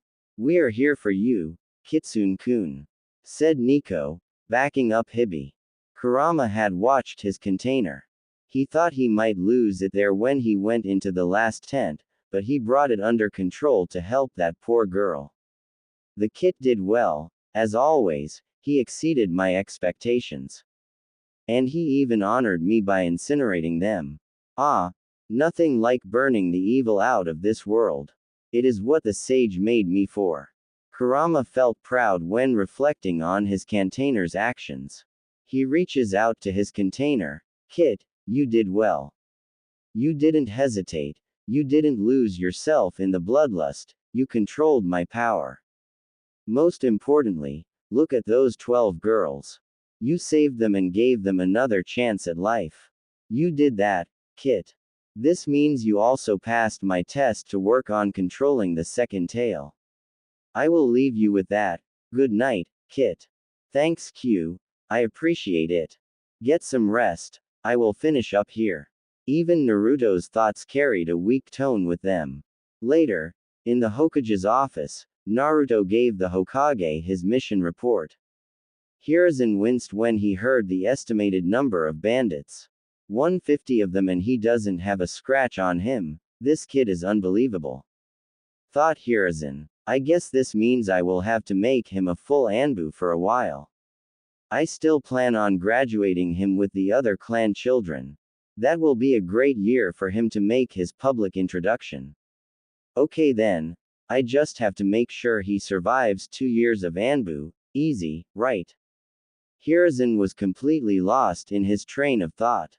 Kitsune has watched the Hokage's eyes go blank there for a bit. He knew his Gigi didn't want him working in Anbu for real. But I want to protect. I am strong enough, so he needs to let me protect my home, thought Naruto. Team Ro looked on patiently as their Hokage and youngest member lost themselves in thought. Finally, Inu made a coughing sound and brought both of them back to the office. "Oh, yes, Kitsune-kun. You are now an official member of Team Ro. You may collect your mission reward and your reward money at the bank. I told them it was pay for an extended mission. Do enjoy. You have the next 3 days off and then Team Ro will commence working as a full-time Anbu squad again." "Hi, Hokage-sama. replied Team RO, confirming their orders. The Uchiha incident. For the last 2 years, Fugaku, Makoto, Shisui, and eventually Itachi, were looking into the Uchiha clan. It was slow progress because Fugaku had to handle this matter very delicately. He started by gathering the clan to the shrine and activating his Mangekyo Sharingan to demonstrate his power to his clan. My brethren, we of the proud and mighty Uchiha clan, represent the might of Konoha. I call upon my clan to help me demonstrate our might. I have two here, Shisui Uchiha and Utate Uchiha, that have reached my level and activated their MS. Are there any others? Will any of you stand up and make the Uchiha rise to the pinnacle of our village's ninja forces? Will any more of my brothers rise to the challenge and reach my level? There was a cheer for the three Uchiha standing up front with the MS activated for the whole clan to see. This was Makoto's idea: play to the pride and power of the Uchiha and get the potential culprit to reveal himself. Nothing happened that meeting. Nothing happened for the next 3 months. Then, an elder approached him with something new. The elder was Mideku Uchiha. He approached Fugaku in a very cautious manner. Good evening, Fugaku-sama. I was moved by your demonstration at the shrine a while back. Fugaku kept a blank face and replied, "Thank you, Mideku-san. It is an honor to lead the Uchiha clan to glory. I hope for your continued support." Mideku gave a small, brief smile and replied, "Of course, Fugaku-sama. I wish to aid you in restoring our clan to its deserved glory. Please meet me at the shrine on the next full moon. There is someone I wish you to meet. I would be honored, Mideku-san. I will be there," said Fugaku in a neutral voice. He gave the elder a nod and walked home. When Fugaku discussed this with Makoto and Shisui, they decided that Fugaku should attend the meeting. He would need to keep his guard up, but if he flared his chakra, they would be there to back him up. 3 weeks later, at midnight on the full moon, Fugaku appeared in the Uchiha clan shrine. Mideku was waiting there for him with two others. They exchanged greetings. Fugaku was surprised. He wasn't expecting two more elders to be here. Then, behind the Uchiha tablet, a swirl began to appear. It was like a hole in space had just opened up. Out of this swirl stood a man, about 5 feet 10 inches, in a dark black cloak with the Uchiha crest. He wore an orange swirl mask with an eye hole on the right side. Fugaku had unexpectedly activated his own MS in response to his arrival. The man in the orange mask then spoke, "Ah, it is good to see that at least one of my progeny has reached the next level of the Sharingan. My name is Madara Uchiha, and I have come to reclaim my clan and my village." Fugaku was floored. He saw this man, felt his power, and now was looking at a MS hidden behind the eye hole on the right side of the man's orange mask. Then said man claims to be Madara Uchiha, the same Madara Uchiha that was beaten and supposed lied by the first Hokage. "Forgive me, Madara-san. You claim to be Madara Uchiha, but history claims he was nearly 80 years ago. That would mean you are about 120 years old. Am I about right on that?" The man in the mask chuckled darkly. "Ah, Fugaku. Mideku told me that you were a smart one. Alas, I am that Madara. It took me quite some time to heal from those wounds that Hashirama gave me. However, from those wounds I rose with an even greater dujutsu and a mission from the rabbit goddess. I will lead the Uchiha clan again to glory and unite the nations under the infinite Tsukuyomi. You need make but one choice: will you join me or die here?" Fugaku bowed his head. "Madara-sama, you are a legend among shinobi. However, I am the leader of my clan, and I cannot hand over the reins to an unknown. I ask that you show me undeniable proof that you are who you claim. If so, I will follow you." "Very well," said the man claiming to be Madara in a low tone. He then used Madara's eye to force Fugaku into the Tsukuyomi, and he showed him his meeting with Black Zetsu, the will of the rabbit goddess, as well as memories from Madara's life. Fugaku was very disturbed by what he saw and felt in Madara's world. It was dark and hopeless, like all of the color had been drained out of life. That Zetsu creature is surely evil. Nothing good will come of allowing it to influence the Uchiha clan, but I cannot beat him right now, not alone. I need to buy time and gain his trust. Fugaku bended down on one knee, followed by the other clan elders. What would you have us do, Madara-sama? After that night, Fugaku had several meetings with the Madara. He was also forced to act as an agent of Madara. Fugaku used Shisui to pass messages to the Hokage, since he was in Anbu. The Hokage was very wary of acting too hastily. He wanted to know how deep this ran. There would only be one shot at removing Madara's influence from the Uchiha clan. This same damned Madara, his successor, used the Kyuubi to attack the village and was now corrupting his village through the shadows. Hiruzen knew that this needed to stay quiet, and it required decisive action. The always happy Shisui's mood had darkened since hearing of his clan's dilemma. If this goes too far, we will not be able to bring the clan back from the precipice. For the past year, he had watched more and more of his clan's warriors fall to the delusions of this, Madara. That name inspired so much fear in the clan, and fear motivated people in the worst way. He was happy he had Itachi. Itachi was his best friend and fellow Anbu. They were the Hokage's link to Fugaku throughout this mess in the Uchiha clan. Fugaku let him know that a revolt was coming soon. He could no longer hold back the tides of betrayal. The coup d'etat was supposed to take place over the New Year holiday, when Konoha's shinobi would be at their most vulnerable. It was now mid-October, so that gave the Hokage 2 months to act. These heavy thoughts kept Shisui down.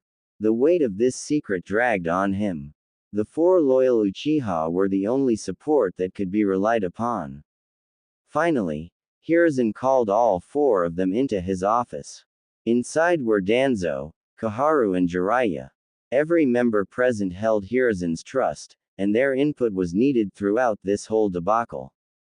Hiruzen gave a weary look around the room. When he was in this mood, the years caught up to him and showed upon his wrinkled and aged face. The time has come to act. We cannot let the rot spread even more.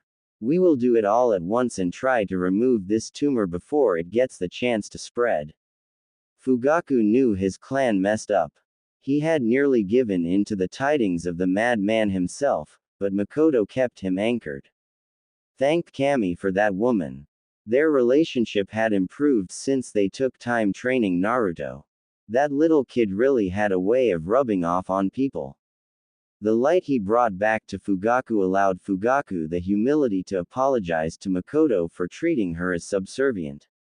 He had changed and she had reciprocated. The two started fresh, and Makoto was allowed out of the compound as a part-time teacher at the academy. Teaching Naruto had inspired her, and she wanted to continue teaching the youth, the future of Konoha.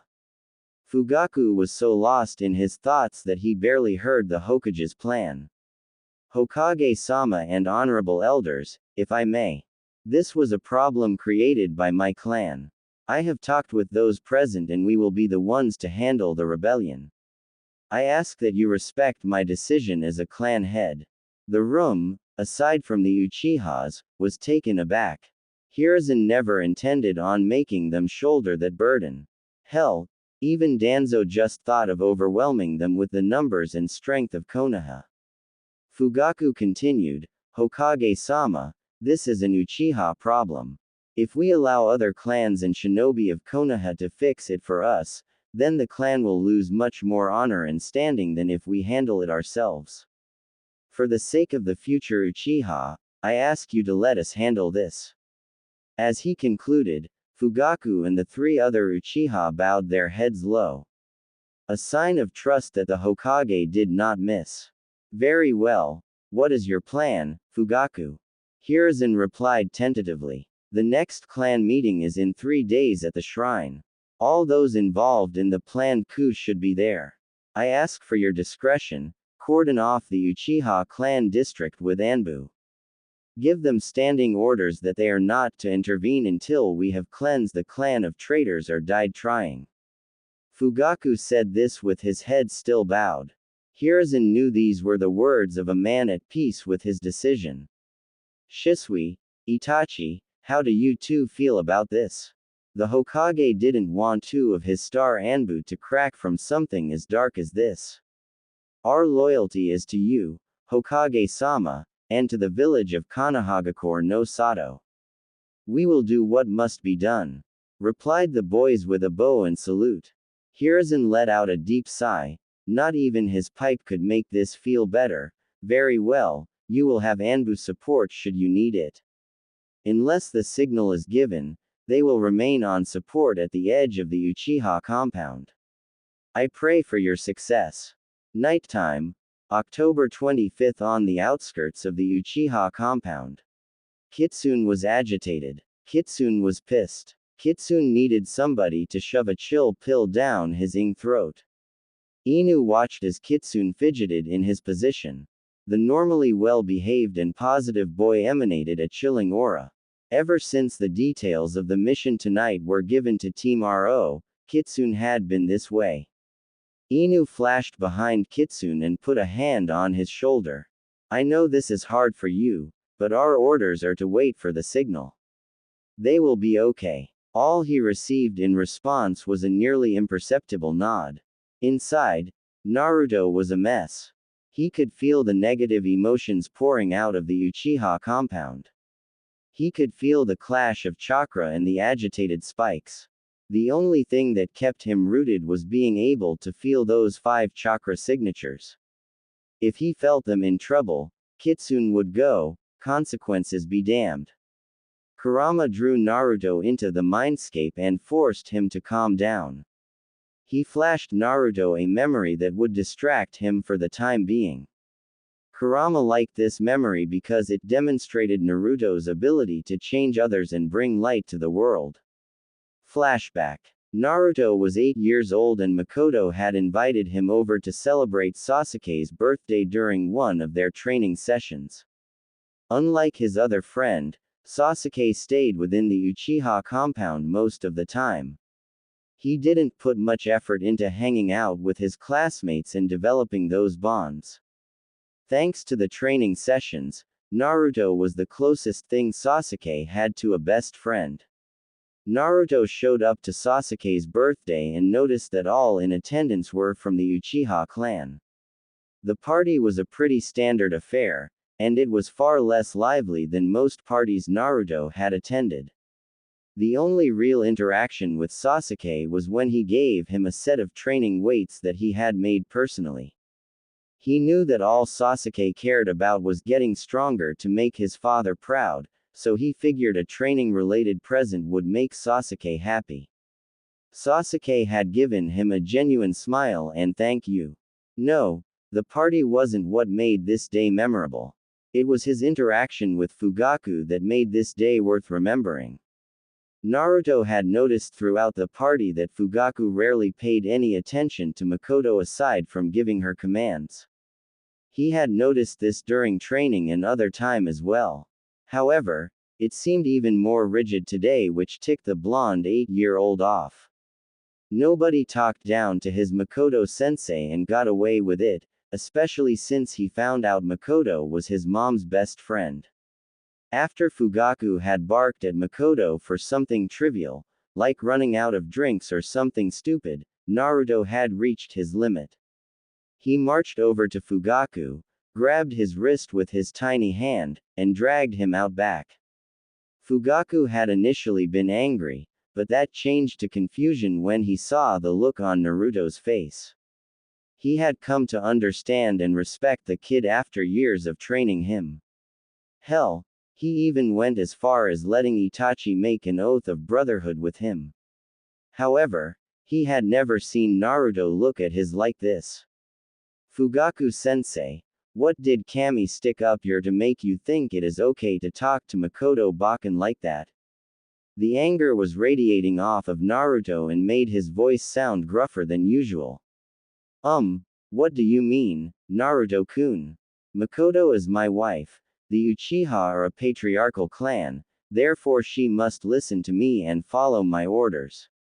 What the is wrong with you, Fugaku-san? You think it is okay to treat somebody you are supposed to love like that? If so, then I no longer wish to study under you.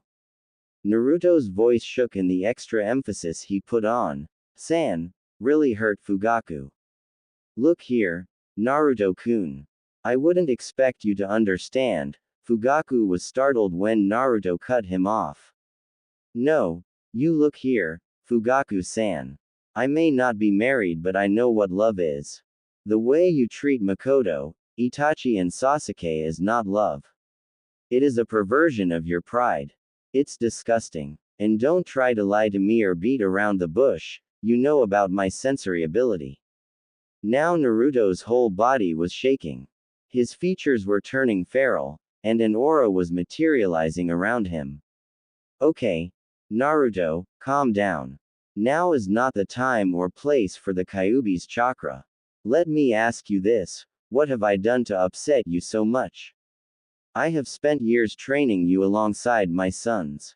I have brought you into my family. Once again Fugaku was cut off. You do that. You call them your family but treat them like your soldiers. You do everything in the name of your clan and because of that you lost your way. You used to smile a lot more, laugh even. You would ruffle Itachi's hair and took pride in him. Some time ago, I don't know exactly when, but you stopped doing that. You started talking in commands and orders like some emotionless military drone. The love that filled your heart gave way to pride and you started scrutinizing your family instead of loving them. Do you know what Sasuke wants the most from you on a day like today? Naruto challenged Fugaku and got silence in return. All he ever wanted was to spend a day with you. All he ever wanted to hear you say you are proud of him. All Itachi ever wanted was for you to see him as a son rather than an Uchiha or a shinobi. All Makoto ever wants anymore is to catch a glimpse of the man she fell in love with. If you can't figure that much out, then don't bother to come and teach me anymore. I have no need for a blind instructor. Naruto left the broken Uchiha patriarch and said his goodbyes before leaving the Uchiha district. He needed to get away from all that negativity. Makoto later told Naruto that she had found Fugaku sitting and crying where Naruto had left him. She told him about Fugaku's apology and the changes that all started that day. She thanked him for bringing her husband back to her. Flashback end. Damn, Q. I don't know if that was the memory that I would have chosen to calm me down. Relax, Kit. I have no love for the Sharingan, but they are the only Uchiha to have earned a modicum of my respect. You changed that prideful ninja that day and he has redeemed his family. Have faith, Kit, they will be okay. Kurama said softly in the back of Naruto's mind. I can't help it. I have a terrible feeling and I can basically sense the whole damned battle. We set up this barrier so others couldn't feel the chakra, but I can. I can feel the fighting. It started one-sided because they had the element of surprise, but now it is an all-out brawl. Yeah, Kit, I can feel it too. Their chakra is still strong though they will be fine. 10 minutes of heavy fighting later, 4 beaten, bruised and bloody figures stood over the rest. Itachi sent the signal flare into the Anbu tattoo and the support squads were moving in. The first to respond was Naruto. He saw the bodies of nearly 50 Uchiha warriors, dead in one way or another. The remnants of chakra and fire flickered around the battlefield. Naruto walked carefully through the bodies and approached Itachi. He noticed immediately the difference in Itachi's eyes. In fact, while Kitsune looked them over for injuries, he noticed that all 4 Uchiha were looking at him with some form of the Mangekyo Sharingan. A chill ran down Kurama's spine when he saw this. Just as Kitsune was opening his mouth to ask if they were okay, a swirl appeared behind Fugaku. Naruto channeled as much chakra to his feet as he could, but he wasn't fast enough to stop the katana that pierced through Fugaku's back. He was only fast enough to catch his falling form. Kitsune's chakra exploded. A shroud appeared around his body with 2 full tails and fox ears. Kitsune was good when it came to fighting the Sharingan due to all of his spars, so he kept his eyes on the cloaked torso of the man. He launched himself at the man in the orange mask. He was baffled when his punch phased right through the man, as if he were an illusion. And Naruto might have thought he were an illusion, if the man didn't mule kick him in the chest and send him flying into the Uchiha tablet. The crunch of bone everyone heard didn't seem to bother Naruto because he got right back up. In a crouched posture, the start of his father's hummingbird fist, Naruto attacked in a more controlled manner this time. He watched his fist phase into the man. As he pulled it back, he was forced to block a strong counter from the bastard Uchiha. Naruto flipped back and watched as Shisui and Itachi tried their own attacks. The man just stood still and let everything phase through him. Once the group had reformed and taken a defensive posture, the man spoke. I was beginning to believe that the fourth really hated the Kyuubi. Imagine my surprise to find you here. After Naruto snarled at him, he continued, I am not here for you today, Kyuubi Jinchuriki. I came today to measure out punishment for betrayal. It seems that he underestimated the price of betraying Madara Uchiha. Farewell for today, know that this is just getting started, Kyuubi. The man then phased back out in the shimmer of a spiral. Just like that, his presence was gone. All attention shifted to Fugaku, who was on his last leg. A couple of Anbu medics had arrived, but there was very little they could do. Itachi, take care of your mother and brother. I am sorry it took me so long to be a father to you. Know that I am proud of you. Fugaku was racked with a fit of coughs and spit out a sizable quantity of blood. Makoto, my love, know that I will wait for you in the pure world. I thank you for your forgiveness and patience. I leave the clan to you until Itachi is old enough. You are the light that brought me out of the darkness. I will always love you. At this point he was fading out and closed his eyes, but he continued whispering, tell Sasuke that with that incomplete thought, the Uchiha and Naruto broke down. They were huddled together over Fugaku's body trying to comfort each other in any way they could. Itachi was hunched down and crying into Naruto's shoulder while Shisui was holding the quivering form of Makoto close to his chest. The Hokage showed up and organized the cleanup operation. All deceased Uchiha were taken to the morgue and watched by 2 loyal Uchiha guards. Those that took part in the operation were taken to the hospital to have the wounds tended to. Naruto was distraught. He had to watch one of his father figures die at the hands of the same man that took his family from him. The pressure of his chakra had cracked his Anbu Kitsune mask down the middle, but he still had it strapped to cover the tears that were falling freely. Kurama was working extra hard to hold back his chakra so the child wouldn't snap and lose it. The Kyuubi's chakra was naturally drawn to emotions like the ones Naruto was putting off in spades. Team RO was huddled around him in the Anbu HQ. They remained silent, but present. They all felt like they owed the energetic young Anbu in some way. They knew they couldn't leave him alone, but they also knew he had to be the one to speak.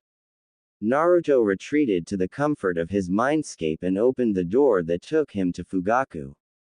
All of the time that he had invested into Naruto flashed into Naruto's mind. Naruto owed that man a great debt. He felt the pull from the Kyuubi as he was watching various memories play out. After Kami knows how long, Naruto pulled himself out of the memories and went to see what the fox wanted. Kurama looked down on the boy, his tear-stained face, sobs racking his form and the slumped shoulders.